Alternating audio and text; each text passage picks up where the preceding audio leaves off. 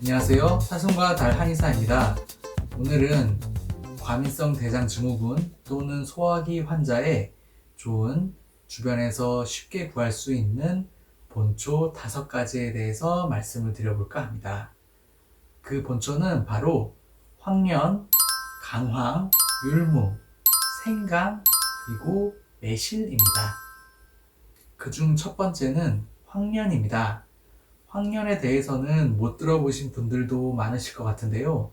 제가 과민성 대장 증후군 환자분들을 많이 보면서 과민성 대장 증후군 환자분들은 내과를 다녀오셔서 항생제나 정장제 등을 복용하시거나 복용하셨던 분들이 많으셨고요.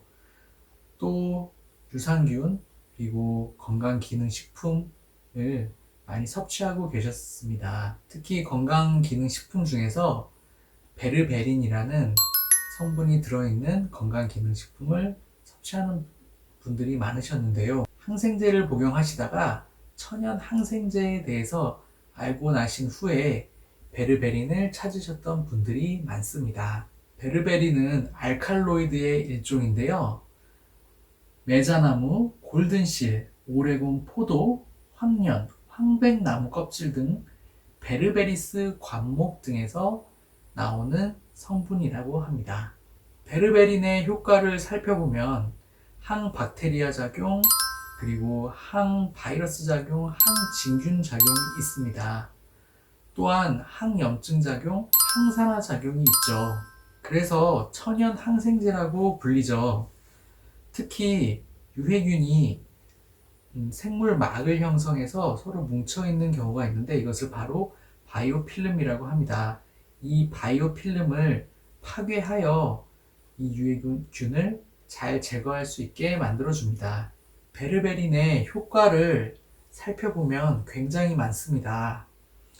인슐린 저항 감소, 혈당과 당화혈색소 감소, 콜레스테롤 감소, 고혈압 개선, 체중 감량, 골밀도 개선, 치매 예방, 항암 효과, 간세포 재생, 비알코올성 지방간 개선, 알코올성 간 손상 개선, 신경 보호, 면역 조절, 피부 미백, 통풍 치료, 다낭성 난소 치료 등 굉장히 많은 효과가 여러 실험 논문으로 밝혀져 있습니다. 우리는 소화기에 대해서 주로 알아보고 있으므로 이 효과 중에서도 천연 항생제 효과에 집중하면 되겠습니다. 한의원에서는 황련이라는 약재를 쓰고 있는데 이 황련에는 베르베린이 5에서 8% 정도 함유가 되어 있습니다. 황련 추출물은 이 베르베린 단독 제제보다 효과가 더 좋다는 연구 논문이 있습니다. 그것은 황련에 있는 다른 성분인 MDR 인히비터의 작용 때문이라고 합니다. 정로환이라고 소화제 다들 들어보셨을 겁니다. 일본에서 개발된 약인데 여기에도 황련이 들어갑니다. 그럼 황련이 동의보감에 어떻게 나와 있는지 한번 살펴볼까요? 성질이 차고 맛은 쓰며 독이 없다. 이렇게 말하고 있습니다. 장벽으로 피고름을 설사하는 것을 치료하고 소갈을 먹게 한다. 소갈은 현대의학으로는 당뇨에 가깝습니다. 오수유 달인 물에 축여 볶으면 위를 조화시키고 장을 두텁게 한다. 오수유는 성질이 따뜻한 약재이기 때문에 황련의 차가운 약재랑 잘 조화해서 쓴다는 것입니다. 황토에 볶으면 식적을 치료하고 회충을 안정시킨다. 식적이란 소화기 적체 때 말씀을 드렸는데요. 음식을 많이 먹어서 음식이 또는 음식 노폐물이 잘 쌓여서 내려가지 않는 것을 말하는 것이죠. 여기서는 회충을 말하고 있지만 간접적으로는 살균 효과를 나타낸다고 생각해 볼 수 있을 것 같습니다. 술로 축여 볶으면 장위를 두텁게 한다. 장위를 두텁게 한다는 말이 아까 앞에서도 나오고 여기서도 나와 있는데요. 현대 논문에 의하면은 황련이나 황금 복합 추출물이 장 점막의 위장 점막을 보호한다는 논문이 있습니다. 황련은 주로 몸이 튼실한 체질에 열증일 때 많이 씁니다. 소화기에서는 위염, 장염 또는 이질 이런 데에서 쓸 수 있는 것이죠. 또한 신경정신과에서도 많이 쓰이는 약재인데 화병이 있거나 교감신경이 좀 항진돼 있거나 또 열이 또 많고 흥분돼 있어서 밤에 잠을 자지 못하는 입면 장애가 있을 때 많이 활용하는 약재입니다. 또한 습열이라고 해서 저번에 고량후미를 말씀드렸죠. 고량후미란 밀가루 음식, 또 당이 있는 음식, 그리고 또 기름진 음식 이런 것들을 말하는데 이런 것들을 많이 먹으면 몸에 습열이 생긴다는 겁니다. 이러한 습열, 습열이라는 것은 콜레스테롤이나 지방 같은 그런 노폐물이라고 볼 수 있을 것 같은데요. 이런 것들을 잘 제거해주는 작용을 한다는 것입니다. 또한 술독을 한의학에서는 주독이라고 하는데 이 주독도 잘 제거해주는 효과를 나타냅니다. 보통은 습열이 생기면서 위산도 많이 분비가 되고 그러면서 역류성 식도염 또는 위염 같은 증상이 나타나고 그것이 좀 오래되면은 장에까지 영향을 미쳐서 장에 염증이 생기게 되는 경우가 많습니다. 앞서 과민성 대장증후군의 원인 중에 소화기 적체 또는 염증 모두 해당되는 경우라고 할 수 있겠습니다. 한약재인 황련은 구하기가 좀 쉽지 않다고 하면 베르베린을 이용한 건강식품이 많이 나와 있기 때문에 특히 해외에 많이 나와 있기 때문에 이것도 한번 응용해서 복용해 보시는 것을 추천드리겠습니다. 베르베린은 황련 말고 한약재로 황백에도 들어갑니다.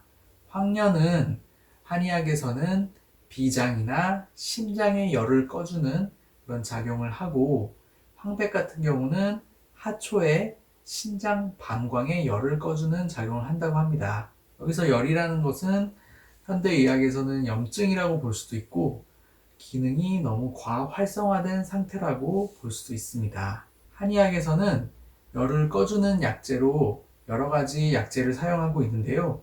이것을 다 포함시킨 그 탕약 중에 황련해독탕이라는 탕약이 있습니다. 여기에는 황련 황백도 들어가 있고 그리고 황금 치자가 들어갑니다. 황금은 폐와 대장의 열을 꺼주는 작용을 하고 치자는 좀 더 허한 분들의 열 또는 간열 또는 울체된 열을 풀어주는 작용을 합니다. 황련, 황백, 황금 모두 황자가 들어가 있죠. 이 누를 황자인데 실제로 약재 색깔을 보면은 노란색을 띱니다. 치자 또한 노란색을 띠죠. 치자 그 달인 물에 밥을 같이 만들어서 먹기도 하죠. 이러한 열을 꺼주는 약재를 합쳐놓은 황련해독탕 말처럼 몸을 해독해주는 약재인데요. 염증을 아주 강력하고 빠르게 없애줍니다. 탕약으로 먹으면 굉장히 써요. 쓰기 때문에 보험약으로 나온 황련해독탕 정제가 있습니다. 알약으로 되어 있는 건데 그거는 삼켜서 먹으면은 쉽게 복용할 수 있기 때문에 건강보험 적용도 되고요. 한의원에 웬만한 한의원에 가시면은 처방을 받아서 복용하실 수 있습니다. 한의학에서 황련은 평소 튼실한 환자한테만 쓸 수 있는 약입니다. 만약에 몸이 약하거나 냉증이 있는 분들이 이 약을 장기 복용한다고 하면은 몸의 전기가 크게 손상될 수 있습니다. 바로 차가운 성질의 약이라 박테리아도 잘 죽이고 균도 잘 죽이고 염증도 잘 없애긴 하지만 몸의 기운을 좀 깎아먹고 그 다음에 몸이 차가운 분들은 냉증을 유발하게 됩니다. 한의학에서는 황련해독탕을 보통은 장기 복용시키진 않고 아주 심한 경우가 아니면 장기 복용시키지 않고 증상이 완화가 되거나 없어지면은 그 즉시 복용을 중단하는 게 맞고, 또한 처방을 구성을 할 때 너무 차가운 성질이기 때문에 따뜻한 약을 섞어서 배합을 해주는 경우가 많습니다. 베르베린 과민성 대장 증후군에 많이들 복용하시죠. 베르베린은 황령과 황백에서는 주요 지표 성분입니다. 즉, 그 효과를 나타내는 주요 작용을 하는 성분이죠. 그래서 황령과 황백에서 추출하지 않았다고 하더라도 어느 정도 그 성질을 유추할 수 있을 것 같습니다.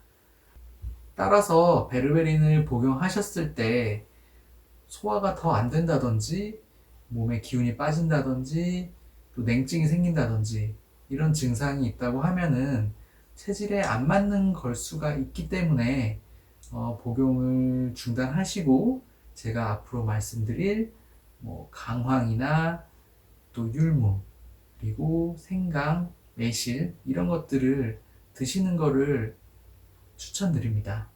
이 세상에 만병통치약은 없죠. 약이라는 것은 어떤 성질이 한쪽으로 치우쳐져 있기 때문에 그 효과를 발현하는 것입니다.